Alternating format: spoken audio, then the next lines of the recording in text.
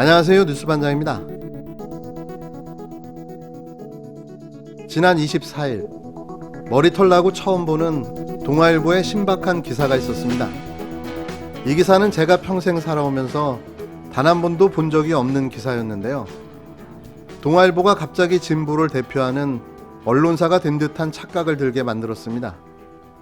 이 기사는 동아일보 신현수 논설위원이 쓴 검찰은 왜 반성하지 않나라는 검찰의 전행을 비판한 컬럼이었는데요. 검찰에 대한 신랄한 비판과 반성을 촉구하는 내용이었습니다. 그 이후 다시 한번 저를 놀랍게 하는 소식이 들려왔는데요.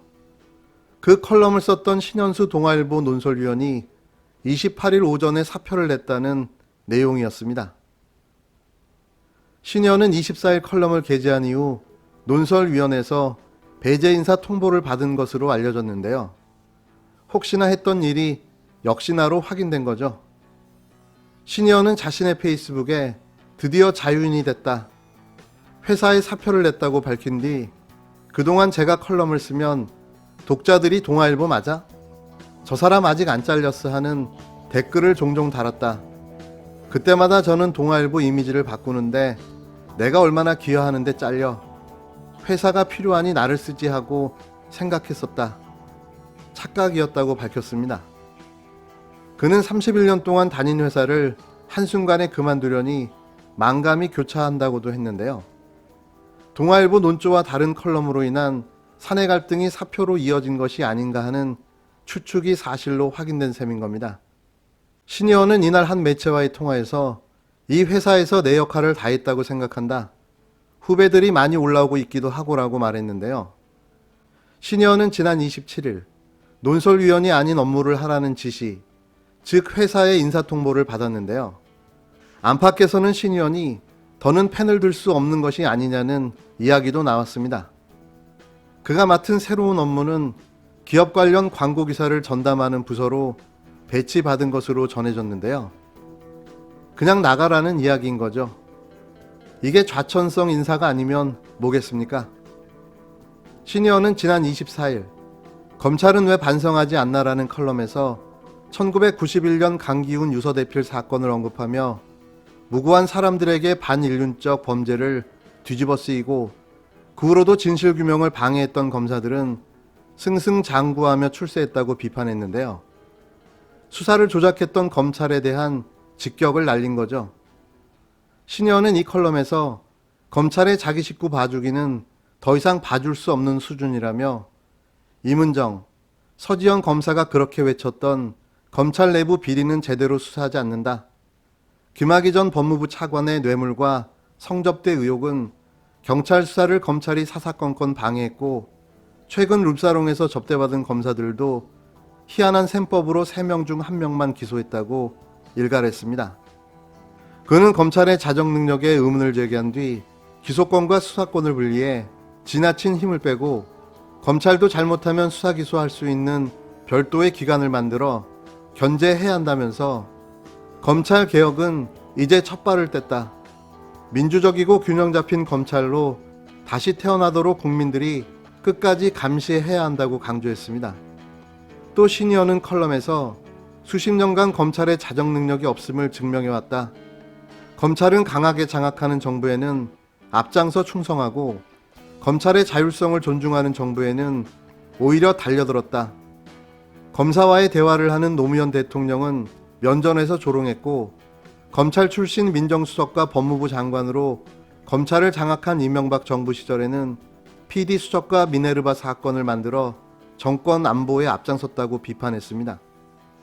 현 정부 여당이 주도하는 검찰개혁에 힘을 실는 칼럼으로 이는 동아일보 기존 논조와는 큰 차이를 보인 건데요.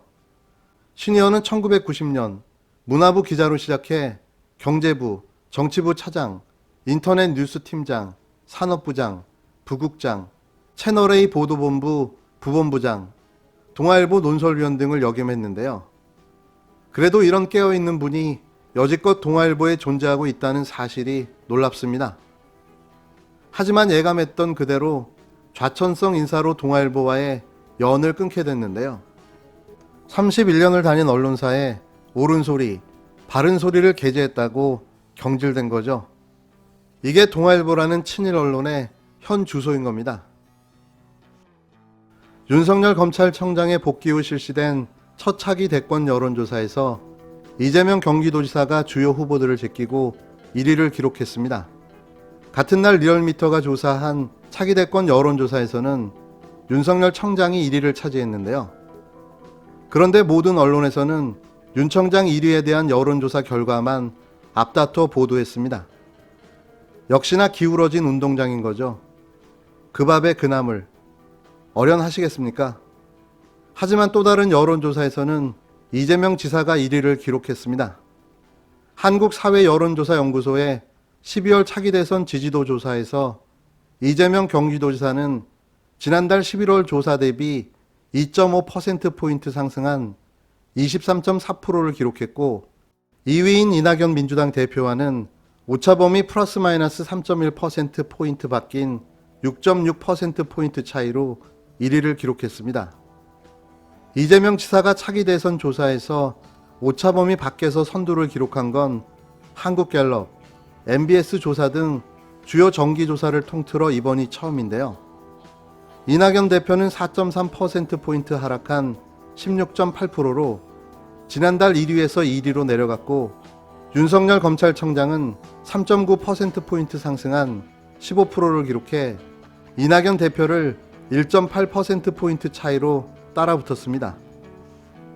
이어 홍준표 의원은 3.4%, 유승민 전 의원은 3%, 오세훈 전 서울시장은 2.6%, 심상정 의원은 2.1%, 원희룡 제주도지사는 1.2%, 김부겸 전 장관은 0.9% 순이었는데요. 기타 후보 1.6%와 유보층은 30.2%로 나타났습니다. 이재명 지사는 민주당 지지층에서 5.5%포인트 상승한 36.9%를 기록했는데요. 2.7%포인트 하락해 40.4%를 기록한 이낙연 대표의 3.5%포인트 격차로 바짝 다가섰습니다. 여권 핵심 지지층인 문재인 대통령 지지층에서도 이재명 지사는 5.7%포인트 상승해 34.4%를 기록했는데요. 역시 3.4%포인트 하락해 33.4%를 기록한 이낙연 대표를 1%포인트 차이로 앞섰습니다. 문 대통령 지지층에서 이 지사가 이 대표를 앞선 것은 역시 주요 조사를 통틀어 처음인데요. 이념 성향별 여권 핵심 지지층인 진보층에서 이재명 지사는 2.6%포인트 상승해 35%를 기록했습니다. 5.5%포인트 하락해 26.2%를 기록한 이낙연 대표의 8.8%포인트 차이로 앞섰는데요. 스윙보토인 중도층과 무당층에서도 이재명 지사가 강세를 보였습니다.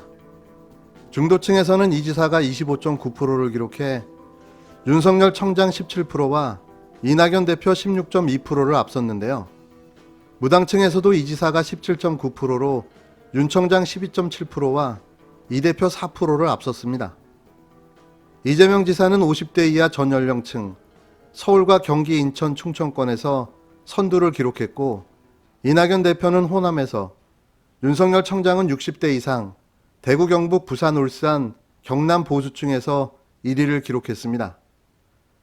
이 조사는 법원의 윤석열 청장에 대한 징계처분 집행정지 신청 인용과 윤 청장의 직무복귀 직후 실시됐는데요. 여권 핵심 지지층의 이재명 지사에 대한 선호도가 더 강해지는 모습을 보여주고 있습니다. 이번 한국사회 여론조사 12월 정례조사는 전국 만 18세 이상 성인 남녀 1,006명을 대상으로 12월 26일 유무선 병행 무선 79.7%, 유선 20.3% 전화면접 조사 방식으로 실시했으며 표본 오차는 95% 신뢰 수준에서 플러스 마이너스 3.1%포인트, 응답률은 16.5%입니다. 자세한 사항은 중앙선거 여론조사 심의위원회 홈페이지를 참조하시면 됩니다. 세상에는 윤석열이 1위 했다는 여론조사만 있는 게 아닙니다.